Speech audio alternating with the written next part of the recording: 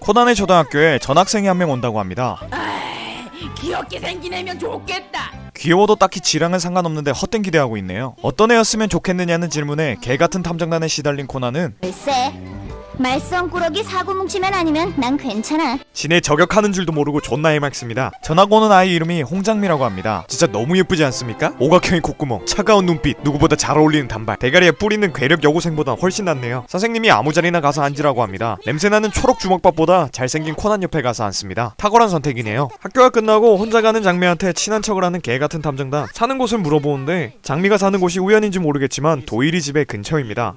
어머나 심쿵. 여성 멤버가 필요했는지 탐정단 영업을 시작합니다. 장미는 코난도 어린이 탐정단이냐고 물어봅니다. 뭉치가 대답을 하는데 레디만 졸졸 따라다니면서 하는 일은 없지만 자기소개를 하네요. 때마침 의뢰도 들어와 있어서 영업하기에 딱 좋을 것 같습니다. 의뢰를 한 건 이 친구인데 이름은 관우입니다. 관우의 형이 일주일째 집에 안 들어온다고 납치당한 것 같다고 합니다. 조사를 위해 이 친구의 집으로 가기로 합니다. 형의 방으로 들어가서 조사를 시작하는데 지갑이 방에 있는 걸 보아하니 가출은 아닌 것 같네요. 조사하던 중 침대 밑에 그림이 있는 걸 발견합니다. 형이 명화를 흉내내서 그린 거라고 하네요. 그림 중에 세종대왕 그림도 있습니다. 이 그림을 전시회에 출품했었는데 검은 옷을 입은 여자가 마음에 들어했다고 하네요. 검은색만 들으면 환장하는 코난은 이거 검은 조직이라고 의심하기 시작합니다. 장례식 가면 여기 검은 조직 소굴이라고 깽판 칠 것 같습니다. 방에서의 조사를 끝내고 집 주변을 탐문하기로 합니다. 별 소득은 없었네요. 동네를 뛰어다니느라 지친 아이들은 편의점에서 먹을 걸 사기 위해 들어갑니다. 들어가 보니 생긴 게 코난 마음에 안 드는 남자가 있습니다. 트집 잡고 싶은데 트집 잡을 게 별로 없던 코난은 담배 살 때 10,000원짜리 내는 게 이상하다고 합니다. 네가 가는 곳마다 사건이 일어나니까 더 이상해 임마. 코난은 본인이 봤을 때 이상하면 남의 사업장 계산대에도 서슴없이 손댑니다. 정신병자네요. 아까 그 아저씨가 냈던 건 위조 지폐 10,000원이었습니다. 본능적으로 그 인간에게 뭔가 있다는 걸 느끼고 따라갑니다. 형이 굉장히 세종대왕을 잘 그렸던 거 기억하시죠? 아마 저 남자가 있는 조직에서 형이 위조 지폐를 만들고 있는 것 같습니다. 코난은 이 새끼들 데리고 가봤자 쓸모가 없다고 판단하고 버리고 가버립니다. 그리고 그 남자를 뒤쫓기 시작하는데 놓쳐버렸네요. 주변 탐문을 하다가 그 남자가 큰다리역이라는 곳에 갔다는 것을 알아차립니다. 큰다리역 근처에 위조 지폐를 만들 만한 창고 같은 것이 있는지 알아보기 위해 부동산으로 갑니다. 갔는데 눈치도 없고 생각도 없는 탐정단 새끼들 또 따라왔습니다. 죽여버리고 싶네요. 아무튼 부동산 아저씨가 말하길 창고는 없지만 경찰서 옆 건물 3층에 인쇄소가 있다고 합니다. 부동산 주인이 말하는 직원의 인상 차이와 납치범의 인상 차이가 완전히 일치합니다. 부동산 주인은 설마 경찰서 옆에서 위조 지폐를 만들겠냐고 말하며 가버립니다. 등잔 밑이 어둡다고 저기가 맞는 것 같네요. 아직 증거도 없는데 일단 경찰한테 말하고 봅니다. 당연히 안 믿습니다. 코난은 남도의 목소리로 변조하여 골로보 반장님께 말하기 위해 공중전화로 갑니다. 탐정단 놈들 개짓거리 못하게 거기 가만히 있을 리가 없습니다. 말 존나게 안 듣습니다. 코난이 이 새끼들 말 안 들었다는 걸 경찰한테 듣습니다. 심성이 너무 착한 코난은 이런 애들 살려보겠다가 뛰어갑니다. 불행인지 다행인지 아직 살아있네요. 진짜 질긴 목숨입니다. 이제 문을 열고 구하러 들어가려고 하는데 근데 뒤에 누군가 총을 들고 나타납니다. 이 와중에 개같은 탐정놈들 위조 지폐들을 찾아냅니다. 그와 동시에 걸리네요. 역시나 관우의 형도 여기 있었습니다. 관우는 달려들어서 본인 스스로 인질이 되어버립니다. 생각이 없네요. 어린이 탐정단은 드디어 괴멸 위기에 놓입니다. 아름이는 진짜 인질 전문 어린이인 것 같습니다. 볼 때마다 인질되는 것 같네요. 근데 이 아줌마 그냥 총 쏘면 되는데 혓바닥이 너무 깁니다. 혓바닥이 길면 어김없이 날아오는 살인슛. 문 뒤에서 피카츄가 나타납니다. 피카츄는 추리를 시작해줍니다. 원래는 저 팔 다친 사람이 위조 지폐를 만들었는데 팔을 다치는 바람에 세종대왕을 똑같이 잘 그리는 관우의 형을 납치해서 위조 지폐를 대신 만들게 했던 겁니다. 그 위조 지폐로 진짜 돈과 바꾸려고 했던 것 같네요.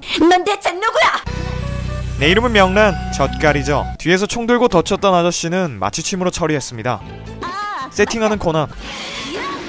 일타쌍피. 마지막 남은 여자는 장미가 권총으로 마무리합니다. 너무 예쁘지 않습니까? 사건은 해결되었습니다. 하지만 저 여자는 검은 조직과는 아무 연관이 없었다는 게 밝혀지네요. 그리고 장미가 총을 쐈다는 걸 알고 골로모 반장이 뭐라고 합니다. 그러자 우는 장미, 세상에서 가장 예쁘게 옵니다. 코난은 사건이 끝나고 장미를 집 근처까지 데려다줍니다. 그리고 이제 집에 가려는데 아포톡신 4869. 장미가 이상한 말을 합니다. 아파톡신 4869가 바로 남도일을 작게 만든 약이며 본인이 만들었고 본인도 그 약을 먹어서 작아졌다고 합니다. 또한 본인의 암호명은 쉘이라고까지 하네요. 검은 조직인 게 확실한 것 같습니다. 그리고 아까 말했던 자신의 주소가 브라운 박사님 댁이라고 하네요. 브라운 박사님을 저승으로 보내버렸다고 합니다. 전화를 걸어보는 코난, 하지만 안 받습니다. 과연 어떻게 됐을까요? 여기까지 장미의 첫 등장이었습니다. 장미가 너무 예뻐서 장미 모습만 보다가 끝난 화였던 것 같습니다. 다음 편은 장미의 정체가 밝혀지는 화입니다. 기대해주셨으면 좋겠네요. 항상 사랑해주셔서 감사합니다. 바가미는 외롭다 진짜였습니다.